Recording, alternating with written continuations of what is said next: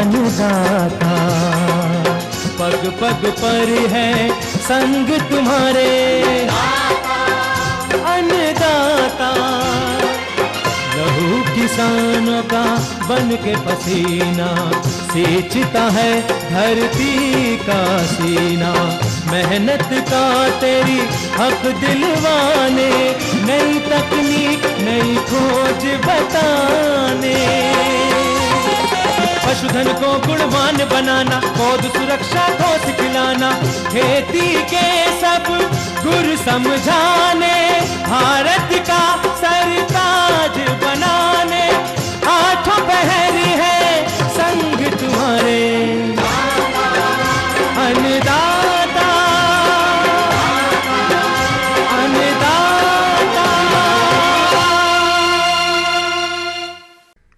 सुप्रभात। सूरज की पहली किरण और पक्षियों की कलरव ध्वनियों के साथ मैं साइमा आप सभी दर्शकों का अन्नदाता कार्यक्रम में स्वागत करती हूं। चलिए सबसे पहले देखते हैं क्या है विशेष आपके लिए आज के कार्यक्रम में। अलसी की उन्नतशील किस्में एवं बुवाई प्रबंधन।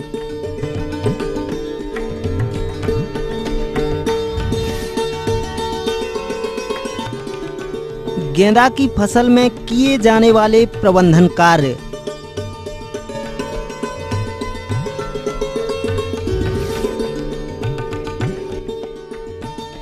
लहसुन बुवाई यंत्र के बारे में संपूर्ण जानकारी।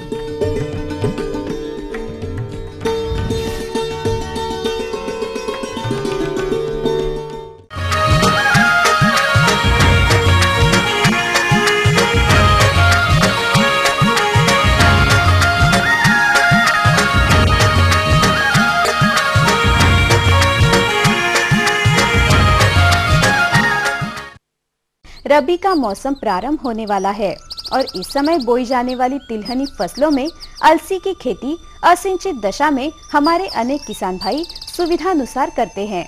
हमारे प्रदेश में इसकी खेती लगभग 1,18,000 हेक्टेयर में की जाती है और इसकी औसत उत्पादकता 436 किलोग्राम प्रति हेक्टेयर ही है, जो कि अन्य राज्यों की तुलना में काफी कम है। वर्तमान में इसकी बुआई का उपयुक्त समय चल रहा है और इसके लिए किसान आवश्यक तैयारी भी कर रहे होंगे। पर किसान इसकी खेती तो कर लेते हैं, परंतु वैज्ञानिक अनुशंसाओं का पालन नहीं करते हैं, जैसे खेत की तैयारी, खाद एवं उर्वरकों की अनुशंसित मात्रा का प्रयोग, उन्नतशील किस्मों का चयन, उचित बीज दर, बीजोपचार, बुआई के तरीके, पौध सुरक्षा जैसे कई कारक है।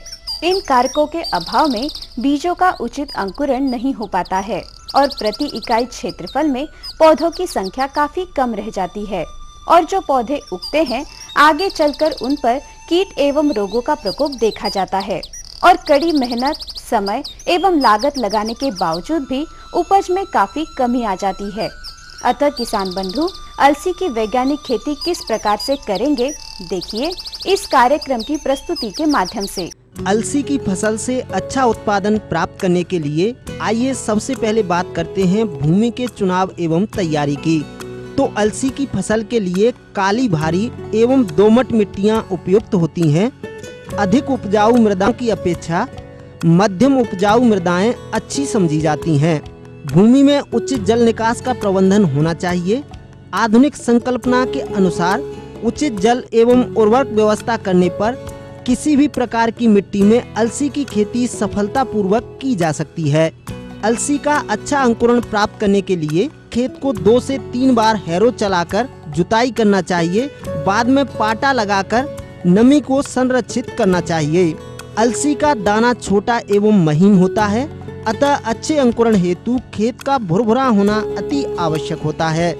विभिन्न फसल पद्धतियों हेतु अलसी की उन्नतशील प्रजातियों की बात की जाए तो वह इस प्रकार से हैं। असिंचित क्षेत्रों के लिए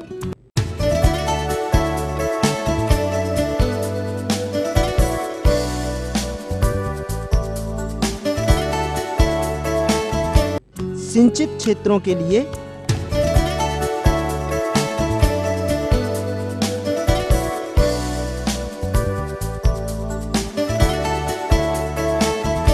किसान भाई इनमें से किसी भी एक प्रजाति का चुनाव कर अपने खेत में बुवाई कर सकते हैं।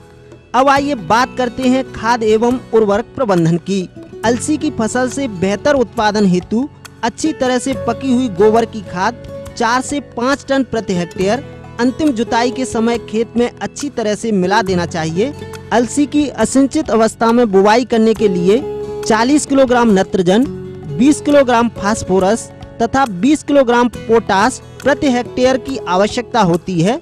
इन उर्वरकों की संपूर्ण मात्रा का उपयोग सीड ड्रिल से 2 से 3 सेंटीमीटर की गहराई पर बुवाई से पूर्व प्रयोग कर देना चाहिए तथा सिंचित अवस्था में अलसी की फसल को 60 से 80 किलोग्राम नत्रजन, 40 किलोग्राम फास्फोरस तथा 20 किलोग्राम पोटास प्रति हेक्टेयर देना चाहिए, जिसमें से नाइट्रोजन की आधी मात्रा, फास्फोरस एवं पोटास की पूरी मात्रा का उपयोग बुवाई के समय आधार खाद के रूप में प्रयोग करना चाहिए।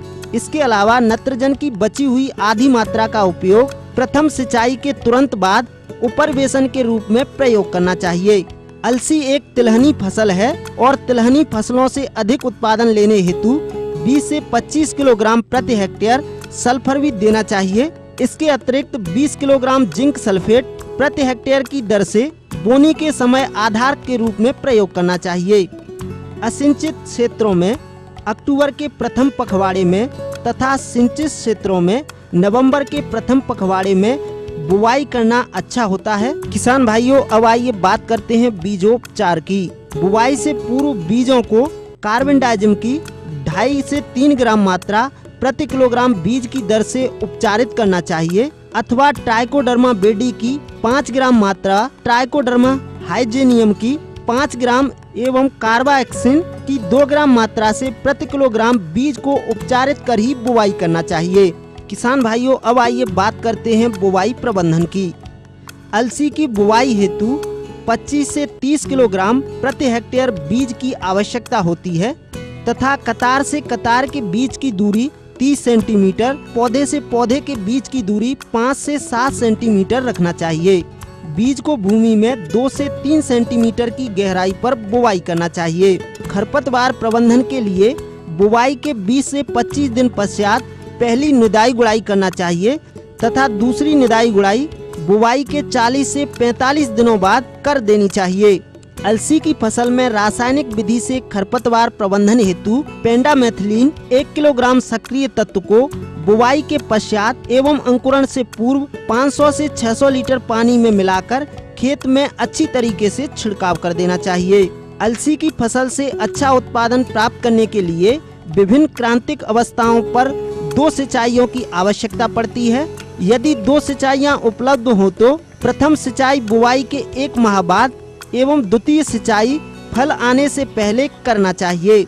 सिंचाई के साथ साथ प्रक्षेत्र में जल निकास का भी उचित प्रबंधन होना चाहिए।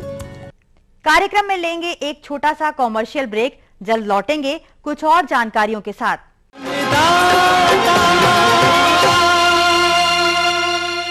जीवनदायी पोटाश का है वरदान, क्योंकि इससे मिले पोटेशियम पौधों में कीड़े मकोड़े एवं बीमारी के दुष्प्रभाव को कम करता है और साथ ही फसल को ज्यादा पैदावार और अच्छी गुणवत्ता के साथ उपज देता है, यानी लाभ ही लाभ।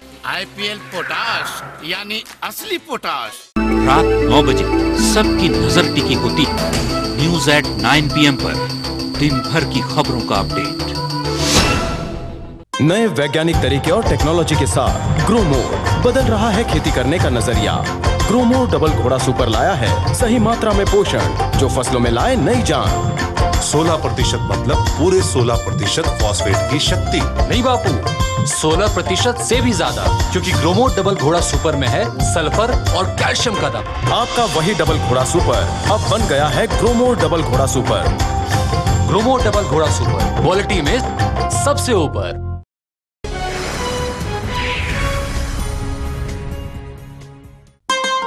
16% मतलब पूरे 16% फॉस्फेट की शक्ति। नहीं बापू, 16% से भी ज्यादा, क्योंकि ग्रोमोर डबल घोड़ा सुपर में है सल्फर और कैल्शियम का दम। आपका वही डबल घोड़ा सुपर अब बन गया है ग्रोमोर डबल घोड़ा सुपर।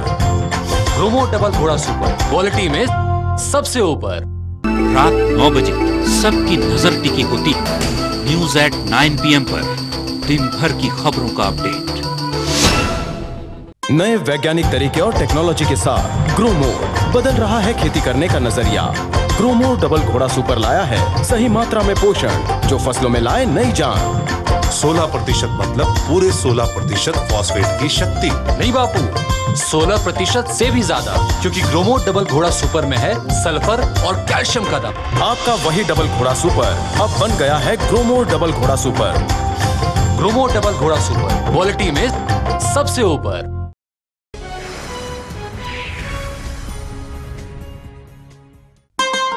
16% मतलब पूरे 16% फॉस्फेट की शक्ति। नहीं बापू, 16% से भी ज्यादा, क्योंकि ग्रोमोर डबल घोड़ा सुपर में है सल्फर और कैल्शियम का दम। आपका वही डबल घोड़ा सुपर अब बन गया है ग्रोमोर डबल घोड़ा सुपर। ग्रोमोर डबल घोड़ा सुपर क्वालिटी में सबसे ऊपर।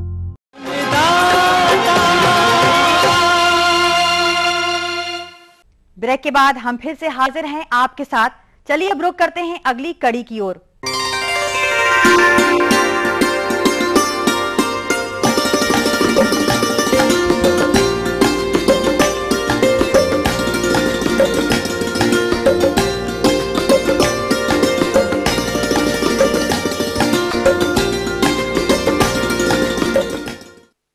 फूलों में गेंदा का प्रमुख स्थान है, जिसकी खेती करके हमारे प्रदेश के अनेक किसान भाई अच्छा लाभ कमा रहे हैं।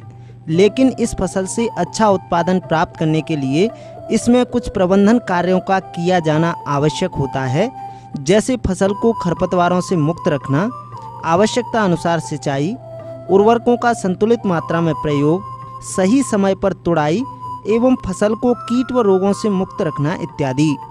लेकिन प्राय देखने में आता है कि हमारे कुछ किसान भाई इन प्रबंधन कार्यों पर कोई विशेष ध्यान नहीं देते हैं, जिससे जल्द ही उनकी फसल पर अनेक प्रकार के कीट व रोगों का प्रकोप होने लगता है और फसल कमज़ोर हो जाती है।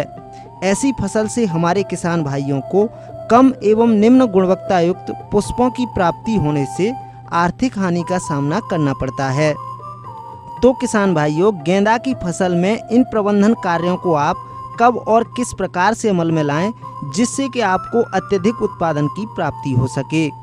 इसकी समस्त जानकारी के लिए हम आपकी मुलाकात करवाते हैं ग्राम चंदनडीही, जिला रायपुर के पुष्प उत्पादक मुकेश कुमार खोडियार से। यहाँ पे हमने सब्जी भाजी के साथ साथ में फूल की खेती चालू की है और आप अभी देख रहे होंगे मेरे इस खेत के अंदर में 6 एकड़ के आसपास मैंने गेंदा फूल लगाया है। ड्रिप पाइपलाइन के माध्यम से हमने गेंदा फूल की खेती की है। तो ड्रिप पाइपलाइन जो हमारी है सिंगल लाइन ली है हमने, और गेंदा फूल जो दोनों साइड में एक एक रो झिकझैक करके लगाते हैं, इस प्रकार से हमने गेंदा फूल को लगाया है यहाँ पे। और जैसे अभी बीच में आंधी तूफान जो चला था, उस टाइम पे क्या हुआ कि हमारे काफ़ी झाड़ नुकसान हो गए। हमारा पहला साल था, हमारे अनुभव नहीं था उतना, और क्या होता है कि जो ज़्यादा तेज़ हवा चलने के कारण इसमें जो डालियाँ हैं वो टूट जाती हैं तेज़ हवा चलने के कारण। तो हमें बरसात के टाइम पे थोड़ा सा बस उसी का ध्यान देना है कि आंधी तूफान तेज़ रहे तो उसके पहले हम बांस तार की अच्छी व्यवस्था करके इसको लगाएं, ताकि और अच्छे तरीके से इसमें प्रोडक्शन ले सकें। इसमें क्या होता है कि छितरी फूल हो जाते हैं, और वो छितरी फूल जो है वो बाज़ार में बिकते नहीं हैं। तो हमें यही देखना है कि छितरी फूल मत हो, उसके लिए हमें पानी का विशेष तौर पे ध्यान देना पड़ता है इसमें। यदि हमें ऐसा लग रहा है कि पानी देने की ज़रूरत नहीं, तो 5-5, 6-6 दिन तक कंटिन्यू इसमें पानी मत दो आप ड्रिप के माध्यम से। और यदि इसको मल्चिंग में करें तो शायद और अच्छा हो सकता है मल्चिंग में रहने से, क्योंकि मल्चिंग में रहने से क्या होता है कि खरपतवार वहाँ पर नज़दीक में नहीं उगते। अभी आप मेरे यहाँ देख रहे होंगे मल्चिंग में नहीं है, तो ये ज़मीन में लगा हुआ मेड़ के ऊपर में लगाए थे। और निकासी की व्यवस्था, जल निकास की व्यवस्था इसमें अच्छी रखनी पड़ती है। यदि जल निकास की व्यवस्था अच्छी है तो इसमें पानी नहीं बैठेगा आपकी क्यारियों के अंदर में, और क्यारियों के अंदर में जब पानी नहीं बैठेगा तो आसानी से पूरा पानी जब बाहर निकासी के माध्यम से बाहर निकल जाएगा, तो हमें गेंदे के पौधे को उतना नुकसान भी नहीं होगा। गेंदे की फसल में सिंचाई करते रहने के कारण विभिन्न प्रकार के खरपतवार भी उगाते हैं, जो कि फसल से उर्वरकों के लिए प्रतिस्पर्धा करते हैं।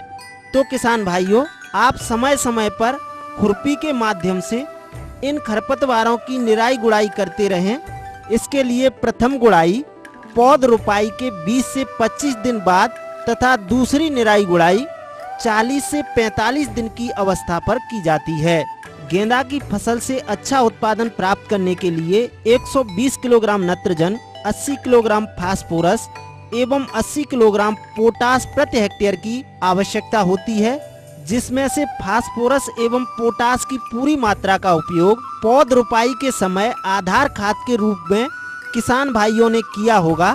अब बची हुई नत्रजन की मात्रा को 2 बराबर भागों में बांटकर प्रथम मात्रा का उपयोग पौध रोपाई के 20 से 25 दिन बाद उपरवेशन के रूप में उपयोग करना चाहिए। और हमारे जिन किसान भाइयों की फसल 45 दिन की हो गई हो तो वह नत्रजन की दूसरी मात्रा का भी उपयोग कर सकते हैं। अब आइए बात करते हैं सिंचाई प्रबंधन की। तो किसान भाइयों, गेंदा की फसल को अपेक्षाकृत कम पानी की आवश्यकता होती है। आवश्यकता से अधिक पानी देने से फसल को क्षति हो सकती है, अतः जल निकास की उचित व्यवस्था करनी चाहिए। अब यदि गेंदे की फसल में होने वाले कीटों के प्रकोप की बात करें तो रेड स्पाइडर, जिसे लाल मकड़ी के नाम से जाना जाता है, यह कीट पौधों की पत्तियों से रस चूसता रहता है, जिससे पौधे की भोजन बनाने की प्रक्रिया बाधित हो जाती है और फसल कमजोर हो जाती है। इसके नियंत्रण हेतु मेलाथियोन 0.2% के घोल का छिड़काव करने से इस कीट का नियंत्रण आसानी से हो जाता है। इसके अलावा इस फसल में कुछ इल्लियों का प्रकोप भी होता है, जो पौधे की कोमल पत्तियों एवं टहनियों को खाकर नुकसान पहुंचाती हैं। तो इनके नियंत्रण के लिए सबसे पहले नीम तेल की 5 मिलीलीटर मात्रा को प्रति लीटर पानी के हिसाब से घोल बनाकर छिड़काव करें। यदि प्रकोप आर्थिक क्षति स्तर से अधिक हो तब आप क्विनोल फॉस दवा की 1.5 मिलीलीटर मात्रा को प्रति लीटर पानी के हिसाब से घोलकर छिड़काव करें।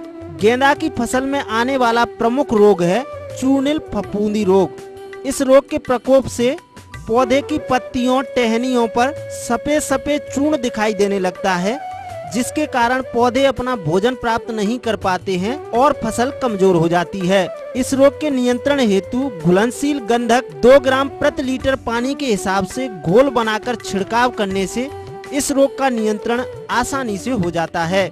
जैसे इसके अंदर में जो हम गेंदा का जो फूल है, इसमें जो हम बड़ी साइज का जैसे गेंदा फूल ले लें तो इसको इस प्रकार से आसानी से तोड़ा जा सकता है। ये इस प्रकार से खाली इतनी डंडी रखते हैं, और ज़्यादा छोटा भी डंडी रहा तो भी अच्छा है। इस प्रकार से छोटा डंडी लेकर के अपन आसानी से इसको तोड़ सकते हैं। और इससे बड़ी साइज का जैसे गेंदा रहेगा तो वो बाजार में और अच्छे तरीके से दिखता है और लुकिंग वाइज भी बेस्ट दिखता है। तो हमें ज़्यादा यही रखना, ध्यान देना चाहिए कि बड़ी साइज का हम गेंदा फूल तोड़ें और ज़्यादा प्रोडक्शन ले सकें उस गेंदा के झाड़ से हम। यहाँ पे रुकेंगे एक और कॉमर्शियल ब्रेक के लिए। आगे का रोचक अंश कर रहा है आपका इंतजार, बने रहिए मेरे साथ।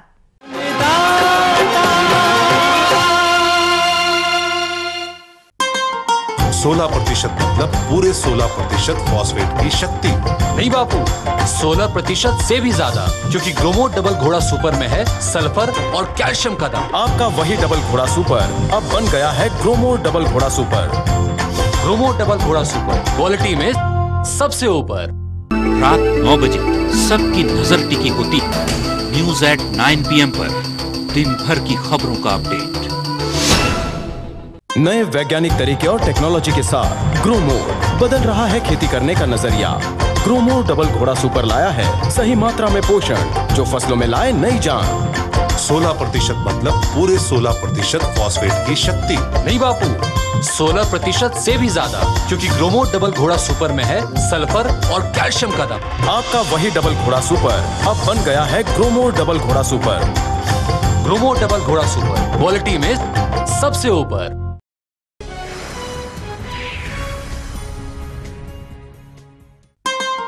16% मतलब पूरे 16% फॉस्फेट की शक्ति। नहीं बापू, 16% से भी ज्यादा, क्योंकि ग्रोमोर डबल घोड़ा सुपर में है सल्फर और कैल्शियम का दम। आपका वही डबल घोड़ा सुपर अब बन गया है ग्रोमोर डबल घोड़ा सुपर। ग्रोमोर डबल घोड़ा सुपर क्वालिटी में सबसे ऊपर। रात 9 बजे सबकी नजर टिकी होती है न्यूज एट 9 PM पर, दिन भर की खबरों का अपडेट। नए वैज्ञानिक तरीके और टेक्नोलॉजी के साथ ग्रोमोर बदल रहा है खेती करने का नजरिया। ग्रोमोर डबल घोड़ा सुपर लाया है सही मात्रा में पोषण, जो फसलों में लाए नई जान। 16% मतलब पूरे 16% फॉस्फेट की शक्ति। नहीं बापू, 16% से भी ज्यादा, क्योंकि ग्रोमो डबल घोड़ा सुपर में है सल्फर और कैल्शियम का दम। आपका वही डबल घोड़ा सुपर अब बन गया है ग्रोमो डबल घोड़ा सुपर। ग्रोमो डबल घोड़ा सुपर, क्वालिटी में सबसे ऊपर। जिस खबर का असर है पूरे राष्ट्र भर में, राष्ट्रीय समाचार।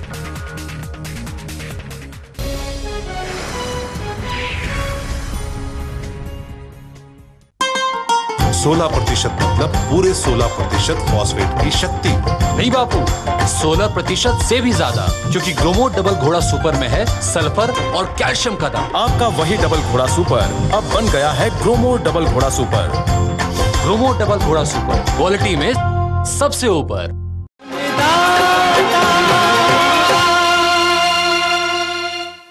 ब्रेक के बाद हम फिर से हाजिर हैं आपके साथ। चलिए अब रुक करते हैं अगली कड़ी की ओर।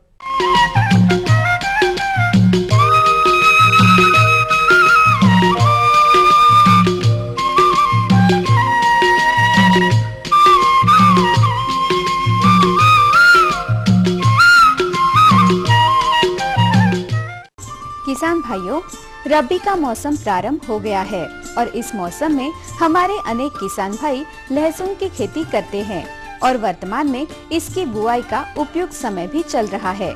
लेकिन प्राय देखने में आता है कि हमारे किसान भाई इसकी बुआई परंपरागत तरीके से अर्थात मजदूरों से ही करवाते हैं, जिसमें समय, श्रम व लागत अधिक आती है।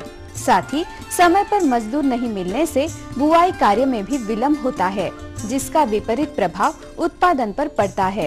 इन्हीं समस्याओं को देखते हुए हमारे कृषि वैज्ञानिकों ने लहसुन बुआई यंत्र बनाया है, जिसकी सहायता से कम समय व कम लागत में लहसुन की बुआई की जा सकती है। लेकिन अब प्रश्न यह उठता है कि इस यंत्र की कार्य क्षमता व कीमत कितनी है व इसे कहां से प्राप्त किया जा सकता है। तो किसान भाइयों, इस संबंध में विस्तृत जानकारी के लिए आइए मिलते हैं ग्राम बरबोदना, जिला रतलाम के एक कृषक से, जो लहसुन की बुआई हेतु इसी यंत्र का प्रयोग करते हैं। मैं लहसुन बोने की ये जो सड्डील से बुआई करता हूँ और इससे एक फ़ायदा ये है कि मजदूर एक बीघे में करीब 20 से 22 मजदूर लगते हैं और इसमें किसान को खर्च कम बैठता है। ये 800 रुपये के बीघे के मान से हम बोते हैं तो इसमें हमको फ़ायदा ज़्यादा मिलता है और इससे काफ़ी समय भी बचता है। इस समय में मज़दूर नहीं मिल पाते हैं, मज़दूर काफ़ी महंगे पड़ते हैं। इसमें कम से कम एक बीघे में मज़दूर अगर मान लो 150 रुपये प्रति मज़दूर लेता है तो एक बीघे में करीब 3-3.5 हज़ार रुपये का खर्च बैठता है और इसमें 800 रुपये बीघे की बुआई होती है। ये किसान को बहुत ज़्यादा फ़ायदा है इससे और इसकी लागत करीबन 85,000 रुपये के समथिंग है। पैसे की बचत तो होती लेकिन समय की बहुत ज़्यादा बचत होती है। समय बहुत कम लगता है। वैसे एक बीघे में कम से कम 3 दिन लगते हैं बुआई करने में मज़दूरों से और इसमें करीब 1-2 घंटे में बुआई हो जाती है और इसकी जो बुआई मज़दूरों से करवाई जाती है उसी प्रकार से इस सड्डील से होती है। कि इसमें एक तो प्लास्टिक के गेयर लगे हुए, गेयर थोड़े मोटे और गेयर के जो साइज़ है उसके हिसाब से लहसुन की कली की साइज़ है और ये बिल्कुल स्टेप बाय स्टेप लहसुन डालती है और इसमें लहसुन भी अच्छी ऊंडी चौपाई होती तो लहसुन की पुगाइटे भी बहुत भारी मात्रा में बड़ा होता है। कतार से कतार लहसुन चलती है, उसमें लहसुन का उत्पादन भी अच्छा मिलता है और इस प्रकार से हमें समय बहुत बचता है और हमें बहुत फायदा। तो किसान भाइयों, इस संबंध में विस्तृत जानकारी के लिए आइए मिलते हैं। कृषि में जो है लेबर की बड़ी समस्या है। समय पर लेबर मिलना और पर्याप्त मात्रा में लेबर मिलना एक बहुत बड़ी चुनौती का कार्य हो गया है खेती में। तो निश्चित तौर पे अपने रतलाम ज़िले में गार्लिक प्लांटर कुछ किसान भाई अपना रहे हैं। निश्चित तौर पे उसमें अपनी समय की बचत होती है और पैसा का भी बचत है, क्योंकि वो मैकेनाइजेशन है, एक्चुअली यंत्रीकरण को बढ़ावा देकर किसान भाई मजदूरी जो लग रही है उसका पूरा कर रहे हैं। तो उसमें निश्चित तौर पे ये अच्छी चीज़ है और मैं तो ये कहता हूँ कि गार्लिक प्लांटर को बढ़ावा दिया जाना चाहिए। इससे भी काफ़ी समय कम लगता है और मजदूर भी जो है उसके मुकाबले काफ़ी अपने जो खर्चे हैं कम आते हैं। तो निश्चित रूप से यंत्रीकरण को बढ़ावा दिया जाना चाहिए और शासन भी चाहती है कि अधिक से अधिक मात्रा में जो है गार्लिक प्लांटर अपने क्षेत्र में लहसुन के लिए आए और उसका उपयोग किसान भाई करें, ताकि जो कि कृषि में मुख्य जो चुनौती है लेबर की समस्या, उसको से निजात पा सके।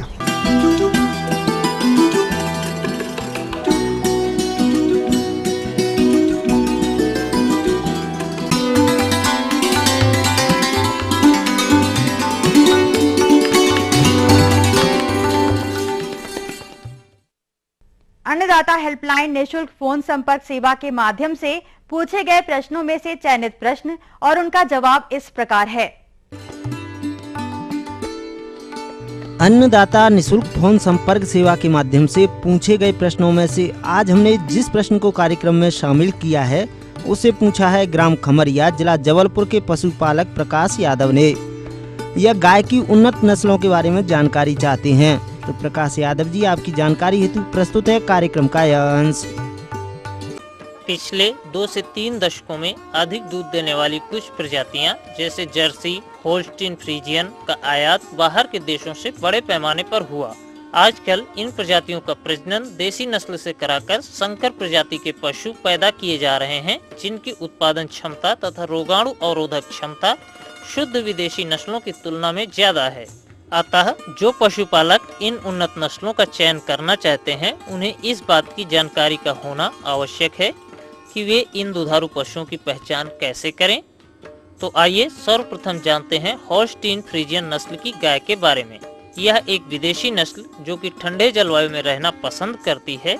इसका रंग काला और सफेद होता है। इसके पीछे का पैर लंबा तथा अगला पैर कुछ छोटा होता है। पीछे का हिस्सा उठा हुआ होता है। इसके गले में गलकंबल नहीं होता। ऐन बड़ा और दुग्ध शिराएं उभरी हुई होती हैं। यह गाय 15 से 16 माह में ही गर्भित हो जाती है तथा 23 से 26 माह में प्रथम बार ब्याती है। इसके दुग्ध देने की अवधि 300 से 310 दिन तक होती है और एक ब्यात काल में 8000 से 10000 लीटर दुग्ध उत्पादन की क्षमता रखती है। दूसरी विदेशी नस्ल है जर्सी, जिसका मुंह होल्स्टीन फ्रीजियन की तुलना में थोड़ा छोटा होता है। आंखें उभरी हुई होती हैं। होल्स्टीन फ्रीजियन की तुलना में इसकी लंबाई कम होती है। इसका रंग हल्का लाल, काला या सफेद भी हो सकता है। 18 से 24 माह में प्रथम बार गर्भ धारण कर लेती है। इसकी दुग्ध उत्पादन क्षमता प्रति ब्यात 5000 से लेकर 7500 लीटर है। इसके दूध देने की अवधि 305 दिन की होती है। किसान भाइयों, इन विदेशी नस्लों के सांडों के वीर्य से कृत्रिम गर्भाधान के द्वारा आप अपनी देशी एवं कम उत्पादक पशुओं को गर्भाधान करवा के आने वाली संतति का नस्ल सुधार कर सकते हैं और इस हेतु भारत सरकार ने ब्रीडिंग पॉलिसी के तहत योजना बनाई है, जो कि कार्यरत है। तो किसान भाइयों, अगर आप डेयरी व्यवसाय प्रारंभ करना चाहते हैं या फिर डेयरी व्यवसाय अपनाए हुए हैं, तो अपने समूह में इन्हीं प्रजातियों के नस्लों का पालन करें, जिससे आपको अधिकतम दुग्ध उत्पादन प्राप्त हो सके। हम ये उम्मीद करते हैं कि आज का कार्यक्रम आप सभी दर्शकों के लिए उपयोगी रहा होगा। किसान भाइयों, अन्नदाता आपकी सेवा के लिए संकल्परत है। कृषि संबंधित समस्या एवं सुझावों के लिए आप हमें इस पते पर संपर्क कर सकते हैं। प्रोड्यूसर अन्नदाता, ETV Madhya Pradesh Chhattisgarh, Ramoji film city Hyderabad 501512। साथ ही आप हमें ईमेल भी कर सकते हैं। हमारा ईमेल है annadatamp@ettv.co.in। इसके अतिरिक्त आप हमें निःशुल्क हेल्पलाइन नंबर 180042540885 पर दोपहर 12 से 1 बजे के बीच संपर्क कर सकते हैं। आज के कार्यक्रम में फिलहाल इतना ही। कल फिर से इसी समय आपसे मुलाकात होगी कृषि संबंधित कुछ और जानकारियों के साथ। तब तक के लिए पूरी अन्नदाता टीम को आज्ञा दीजिए। नमस्कार।